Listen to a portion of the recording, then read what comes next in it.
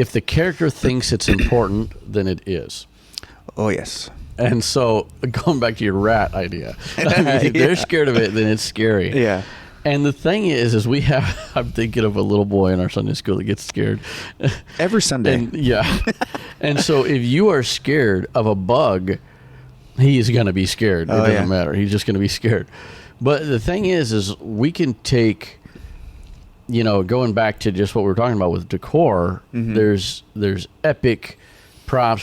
Sometimes we do these scene setters we order, and they're humongous, you know, big. I think we have a space scene setter that's like 14 feet tall by 48 feet wide, or whatever, standard billboard size. So that's huge, you know, that's really big.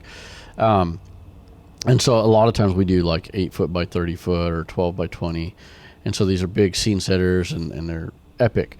But the thing is you can take something simple, and if you create, you know, like backstory or just the way you react to it, then you draw the kids in, and, and that can become so important. That little notebook, that little whatever it is, and it's just like, oh no, they stole the notebook. You know? Do you remember your brother Joey Boggs was some kind of a detective? This is years ago, and he had had this teddy bear. Oh yes. And the teddy bear got kidnapped or lost or something. And so I don't remember all the details, but it was like this big deal. So all the kids wanted to find Detective, you know, whatever, teddy bear. They wanted to find his teddy bear because it was so important. Yes. So you could take these little things that, like, just simple little props, and make them so important. And then on the other side of that, I think, or on the flip side of that, is we do grab a lot of things last minute, especially like the doctors or whatever. We'll grab things last minute and be like, you know, this is really important or whatever. Just in our spy theme, Brother Brent was a professor. What was it? Professor Benson? Benson, yeah, Professor Benson. He was going out for, I think it was an offering or something. Well, we had this, some kind of little briefcase. I think it was a mic case or something. And so he grabs it. His segment's coming up, but he grabs a piece of tape, puts it across there, and writes "top secret" on there. Well, it became a thing, kind of like we were talking about in the first thing about amplifying small things. It became a thing. So every time he was coming out, he was like, have this briefcase, top secret, you know. And I think it was Plan of Salvation or something, but all the kids knew, like, oh, Plan of Salvation, you know.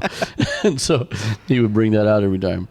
But anyway, so what I was going to say on the flip side is, we grab a lot of things last minute, but it is better if you can plan just a little bit. It doesn't have to cost all kinds of money or even take all kinds of time. Right.